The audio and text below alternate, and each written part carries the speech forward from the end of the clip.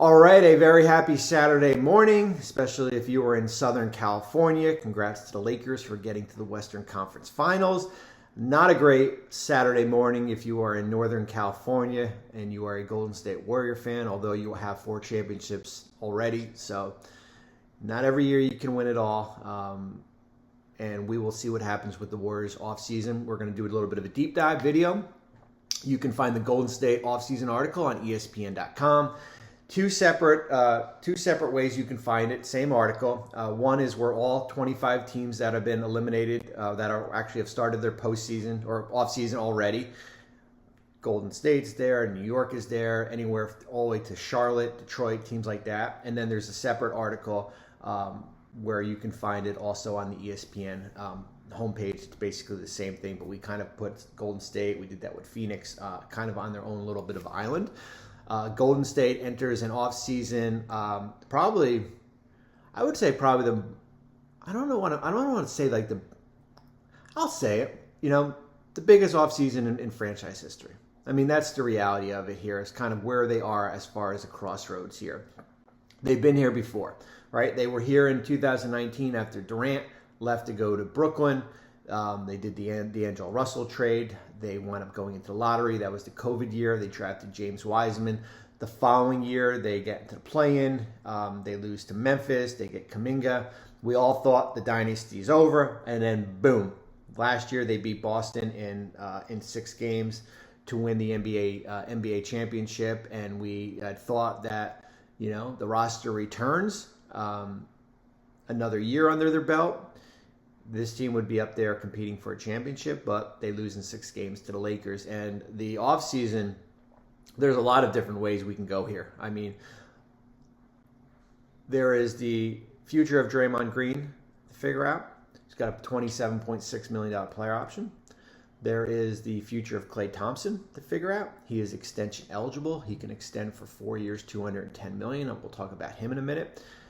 There is the future of Bob Myers, their general manager, the architect of this team, whose contract expires on June 30th. There is the future of Jordan Poole to figure out, who's coming off that 4-year, $128 million extension that he signed last October, is tradable starting July 1st, as we saw in the playoffs.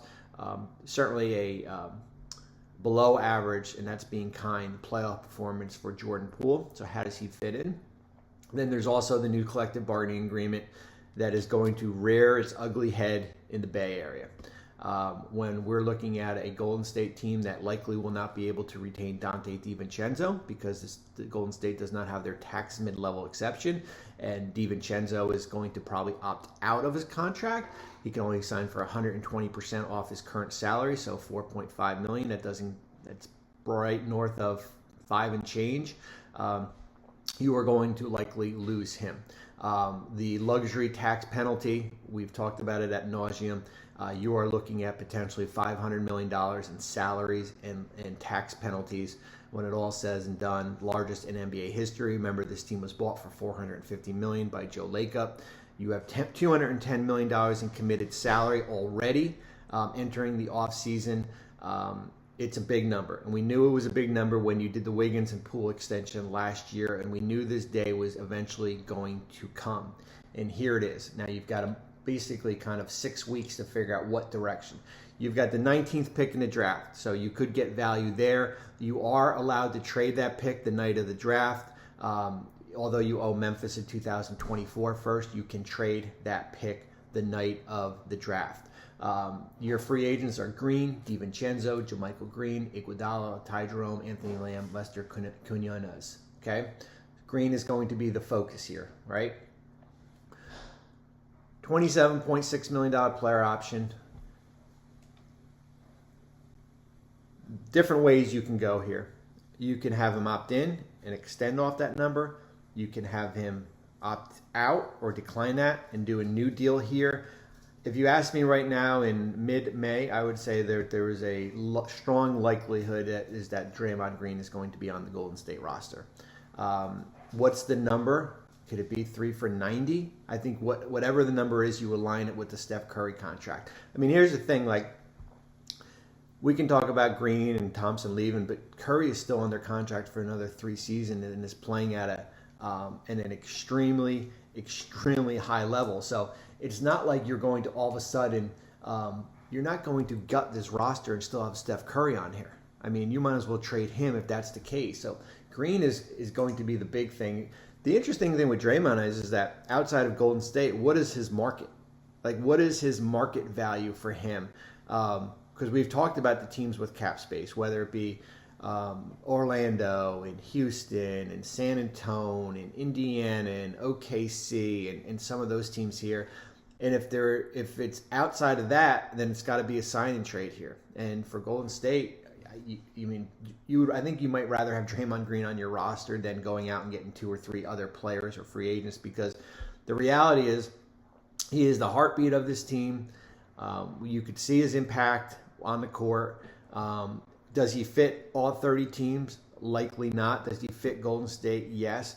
So I think it's important for you, for both sides, to figure out what the number is going to be. I think 3 for 90 is, I'm comfortable paying that number if you're Golden State here.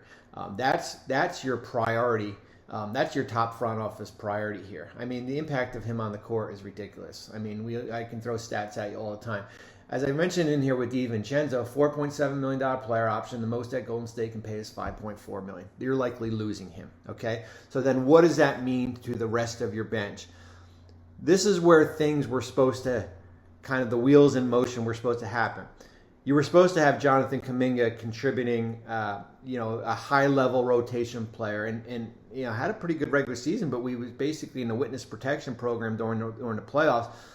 You're basically relying on Kuminga, Moses Moody, Patrick Baldwin, because of outside of making a trade, you have your 19th pick in the draft, and you have the veteran minimum exception. So you're playing that minimum game again. Remember, a few years ago, you went out and got Iguodala and Otto Porter and that group. Because of your finances, your tax mid-level exception is no longer here. Okay? So that is where your resources are for this roster. Now, in regards to the new new collective bargaining agreement, the teeth of the new collective bargaining agreement starts in 2024-25. So basically, you are going to be allowed to get your finances in order and still kind of operate and build your roster, possibly in trades. You can take back players 110% in salary back. The following year, you can't aggregate salaries. So there's basically, for the next year until next offseason, you have a little bit more margin to go out and be aggressive, moving contracts, signing players, except for, I said, the tax mid-level exception. The buyout, you can't sign a player who's bought out and his original contract was more than the non-tax mid-level exception. You would have been able to get JaMychal Green here. So that is kind of where your roster is, and that's going to be the big question now is, what do you do with Jordan Poole? 4 years, $128 million extension signed in last October. Will be trade eligible, as I said, in July. Are you looking to kind of, as I said, break that contract up into 2 players? Is there one player out there? I'm not going to just start spitballing names out there, but if there's a likely guy out of this roster, it's going to be Jordan Poole, just because of where his fit, basically where, this roster is still championship worthy, but you've got to kind of balance things out here, and you got Gary Payton in that trade. You've got a little bit of depth as far as your backcourt, but the Poole question is going to linger over this organization all off season here. And when I put my slide up and I had value contract, people are like, oh, value contract, he was terrible. Yeah, we have to look at the big picture here, body of work here. Like, I know we're going to focus in just the Lakers series and kind of what happened in Sacramento, but it's still a player that is in not even the prime of his career, and we've seen him play in big games and contribute. And for a guy making $26-27 million, there will be a market for him. Now, what's the return value? That's going to be the big question here. Extension candidates, Clay, as I said, he's got a year left on his contract. 4 for $210 is the max. I'm not extending Klay Thompson 4 for $210. Am I giving him 2 for $70? I would, because that aligns you with Steph Curry. See what we're doing? We're aligning all our contracts with Curry. But I'm not doing 4 for $210. And if he doesn't want to do that, then you let him play out the season on an expiring contract. You're not paying him $61 million in 2027-28. It ain't happening, kids. As far as team needs, we saw a little bit of it in the Lakers series. When you go that small lineup and you've got basically JaMychal Green, you've got a stretch four out there that can make shots. That's going to be your big thing. Front court help that can stretch the floor. Green shot 30% from three. Looney didn't attempt a long distance shot. Reserve Anthony Lamb shot 37%. Your focus is front court depth that can stretch the floor. And then as far as your future draft assets, as I said, you have your own first in this offseason, and then you own Memphis, a top 4 protected first in 2024. The big thing will be the second apron as far as how it impacts his team, but that's next offseason's video. It's for 2024-25. But the Green contract and what happens with Wiggins will have a domino effect as far as what type of restrictions this roster faces a year from now. But from right now, you have to figure out who's in charge of basketball operations with Bob Myers' contract expiring.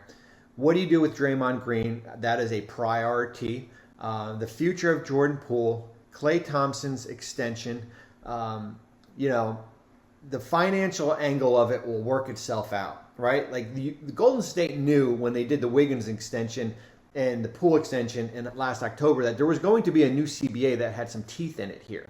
And they're going to pay the penalty a year from now. But you can still kind of get your finances in order, and that's why the priority, for me at least, is kind of figuring out, can you get a $16 million guy and a $10 million guy for that Poole number. So hopefully everyone has a great weekend, a happy Mother's Day to all the moms out there, and we will talk soon. We've got Team 26 still left, and that is going to be Philadelphia or Boston.